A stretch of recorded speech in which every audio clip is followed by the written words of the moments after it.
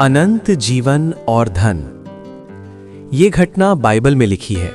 आप इसे मत्ती 19 अध्याय के 16 वचन से लेकर 22 वचन में पढ़ सकते हैं। यीशु के पास एक धनवान नवयुवक एक महत्वपूर्ण प्रश्न लेकर आता है। वो स्वर्ग राज्य पाना चाहता है और स्वर्ग राज्य कैसे प्राप्त हो, इस प्रश्न को लेकर प्रभु यीशु मसीह से प्रश्न करता है। बाइबल में इस प्रकार लिखा है, और एक मनुष्य ने पास आकर उससे कहा, हे गुरु, मैं कौन सा भला काम करूं कि अनंत जीवन पाऊं? उसने उससे कहा, तू मुझसे भलाई के विषय में क्यों पूछता है? भला तो एक ही है, पर यदि तू जीवन में प्रवेश करना चाहता है तो आज्ञाओं को माना कर। उसने उससे कहा, कौन सी आज्ञाएं?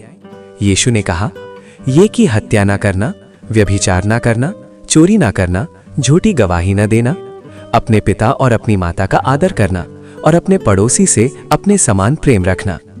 उस जवान ने उससे कहा, इन सबको तो मैंने माना है, अब मुझ में किस बात की कमी है?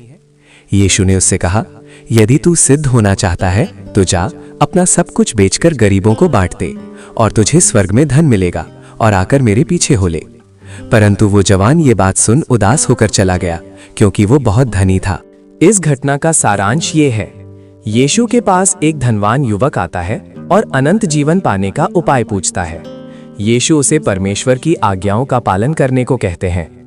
युवक बताता है कि वो इन आज्ञाओं को पहले से मानता आया है। तब यीशु उसके मन की सच्चाई प्रकट करते हुए कहते हैं कि यदि वो सिद्ध होना चाहता है तो अपनी सारी संपत्ति बेचकर गरीबों को बांट दे और उनके पीछे हो ले। ये सुनकर युवक उदास होकर चला जाता है, क्योंकि उसका हृदय धन से बंधा हुआ था। ये घटना हमें सिखाती है कि केवल धार्मिक नियमों का पालन ही पर्याप्त नहीं है, बल्कि परमेश्वर के राज्य में प्रवेश के लिए मनुष्य को अपने धन और सांसारिक मोह से ऊपर उठना होता है।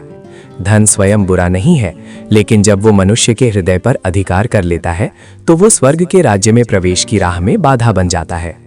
इस घटना से हमें क्या सीख मिलती है? नंबर 1, केवल धार्मिकता पर्याप्त नहीं। बाहरी रूप से आज्ञाओं का पालन करना आसान है, लेकिन परमेश्वर हृदय की सच्ची भक्ति चाहता है। नंबर 2, धन समस्या नहीं, आसक्ति समस्या है। धन स्वयं बुरा नहीं है, पर जब वो हमारे हृदय पर शासन करने लगे तो वो हमें परमेश्वर से दूर कर देता है। नंबर 3, सच्चा अनुयायी त्याग से पहचाना जाता है। यीशु के पीछे चलने का अर्थ है अपने अहंकार, लोभ और मोह को त्याग देना। नंबर 4, अनंत जीवन का मार्ग संकरा है। वो मार्ग त्याग, विश्वास और पूर्ण समर्पण से होकर जाता है, ना कि केवल बाहरी धार्मिकता से। नंबर 5, सच्चा हृदय जहां है वही हमारा परमेश्वर है। यदि हमारा हृदय धन में बंधा है तो हम परमेश्वर को पूरी तरह नहीं अपना सकते। परमेश्वर का राज्य उन लोगों के लिए खुला है जो अपने हाथों को नहीं बल्कि अपने हृदय को खोलते हैं, परमेश्वर की आवाज को सुनते हैं। धन छोड़ा जा सकता है, पर यदि हृदय ना बदले तो अनंत जीवन हाथ से निकल जाता है। वीडियो अच्छा लगा तो लाइक करें और अपने दोस्तों को शेयर करना ना भूलें। इस चैनल पर आप नए हैं तो इसे सब्सक्राइब जरूर करें। अगले वीडियो में फिर मिलते हैं। अपना और अपने परिवार का ख्याल रखें। धन्यवाद। परमेश्वर आपको आशीष करे।